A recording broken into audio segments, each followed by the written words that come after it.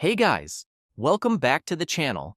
In today's video, we will be looking at how Rachel has been exposed for telling people different answers to the same question. Also, someone else saw Jay in Masca, but why weren't we told about this at the start?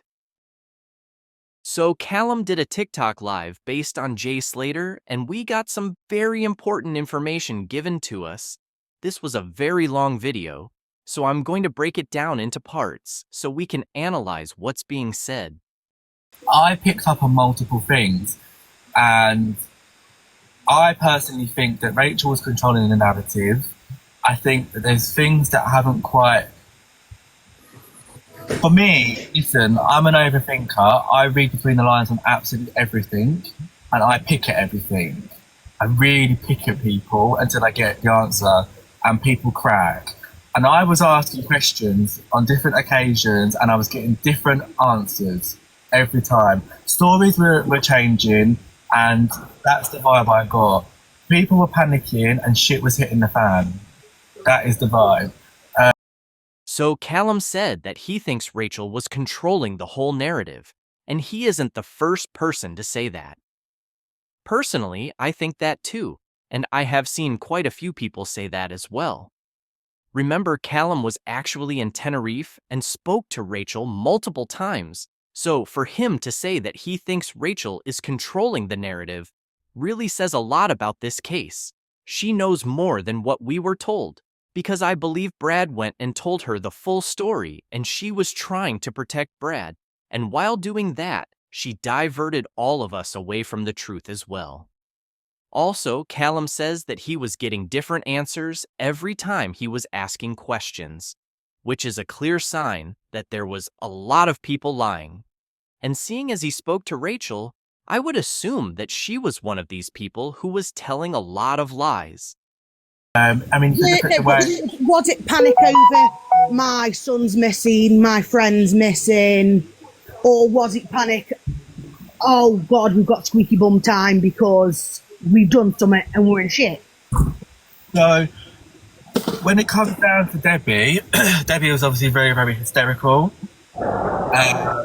And she was obviously panicking because, her son's missing. And I do genuinely believe that she is none of the wiser to what has happened. And, For me, I believe Debbie knows and there's nothing she can do about it. Same with Lauren. If that was my kid, I wouldn't care, I'd be screaming the rooftops, which makes me believe that it's much bigger than just, country lines. I think it's bigger than country lines, or it's been a complete accident and they've all cracked themselves and they've covered it up and made it worse than what it was. There's only two explanations, isn't there? If he hasn't walked off, if he hasn't physically gone, I'm off my head, I'm going to go for a walk and decide to fall down a ravine. So let's break that down. So take the falling out of the ravine bit. Personally, from someone that spoke to the family, I feel Debbie was absolutely in a mess. I feel she was also terrified. But then, from reading between the lines, I do question whether she was so scared because there was reports of obviously him being involved with rugs and stuff like that and watches going missing. So from what I've picked up on, she was too scared to go up that way anyway. When it comes down to Rachel, her story's always changed numerous times through and throughout. I don't know whether Lola's picked up on it. I don't know whether you've picked up on it. I don't know whether Jodie's picked up on it. But her story's never been the same. And if you look at the body... Rachel is in to speak to? Like face to face? Did you ever come across Rachel like face to face? No, she would tell me that she was going to give me lunch. Not that I was really bothered about it anyway. She was going to give me lunch, give me bottles of water. She told me that when I come down back from Masca, they were going to meet me and we were going to have this conversation, that conversation. Never happened. But anyway, back to quickly this, just before we go into the next little bit. With Rachel, if you look at the body language, when she was on any videos, when she was talking to me, and she just was kind of, for me, looked like someone that was trying to be, it was total avoidance. I'd say to her, like, have you done this bit? Have you done that bit? oh, I'll have to let you know, I'll have to let you know. I said, well, I'm here, this is my location, here's a picture of the map, because I all of my routes I've still got on this phone that you're on right now. And I'll say, well, I'm here, there's an abandoned building here, have you been here? I need to know if you've come down this route, because if I'm walking the same route as you, then I'm not going to get nowhere. No, do you know what I'm trying to say? I said, there's no point in walking the same route. And every single time it's, oh, I'll let you know, I'll let you know, I'll let you know. When actually, tell me what routes you've been down, because then I can go down different routes to you. The point that Callum makes about Debbie not wanting to go down the routes of what actually happened because of rumors going around about Jay being involved with illegal substances and the fact that she was in a complete mess because her son is missing is a very good point. And even from the start of this case, I didn't think Debbie knew everything, and maybe she didn't want to actually investigate what had happened because she was going through a very hard time, which gave Rachel a free pass to control the narrative, and that's why it was kind of easy for Rachel to protect Brad and stop the truth from coming out. Also notice how Callum says that Rachel's story always changed, and that's because I believe she was going off a made-up story, and because it wasn't the truth, she kept messing up and changing her answers. It's very hard to keep a lie going, because you have to try and remember what you said. Plus, when Callum was asking her questions, she had to keep saying, "I'll let you know," and not giving him a direct answer on the spot. In my opinion, this is because Rachel had to plan what she was going to say, and because she didn't want to mess up, she had to keep going over her story before she answered any questions. Asking someone if they have searched in a specific area is a very easy question to answer. All you have to say is yes or no. But Rachel couldn't do that. She had to go back, look at her story, and then decide whether to answer the question or not. And that is very suspicious. You know what I mean? He was seen. I've spoken to locals that seen him. He was seen. Was that Ophelia? Just Ophelia? Or did other people see him? There was an elderly person that saw him also, and they'd had like a broken conversation. Yeah, Ophelia at the bus stop. No, further up as well. Further up? Yeah. But the people at the viewing point, there's a cafe up there, and there's a homeless lady who lives in an old abandoned house that actually has no windows, no doors, no roof, no nothing. She's homeless, she's actually English, and they open at a reasonable time, and he wasn't seen, or no bus drivers had seen him. I spoke to the people on the bus.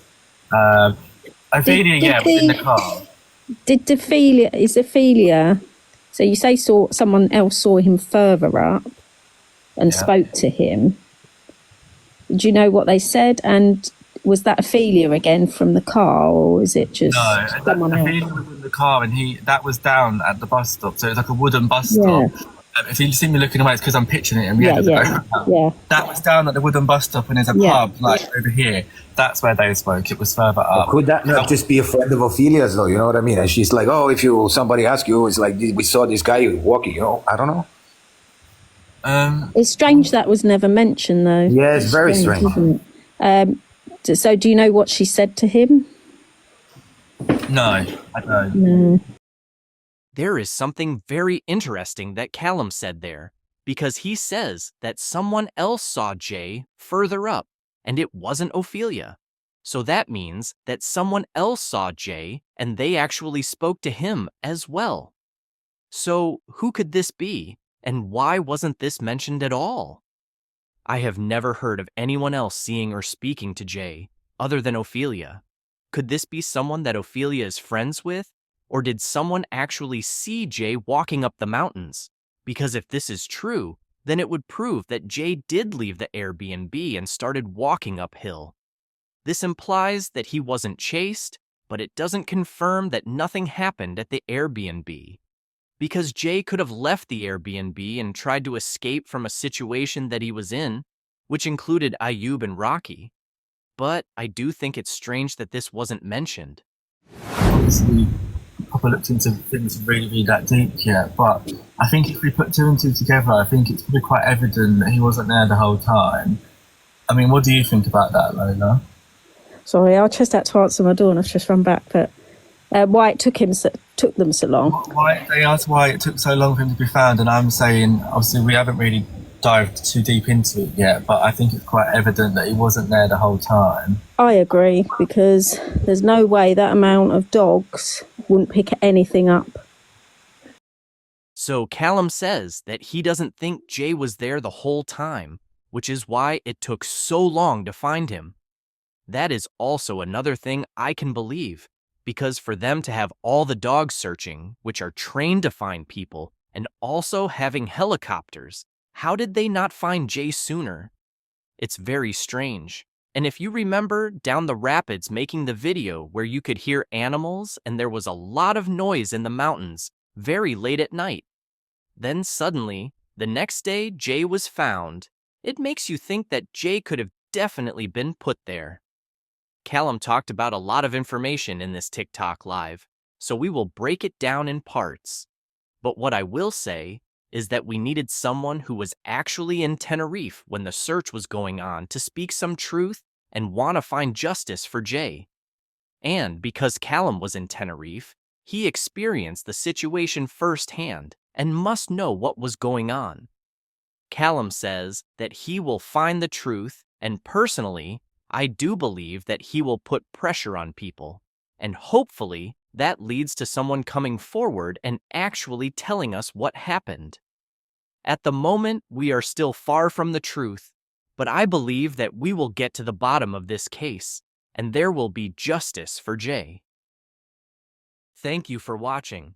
Please like and subscribe, and we will update you as we find out more.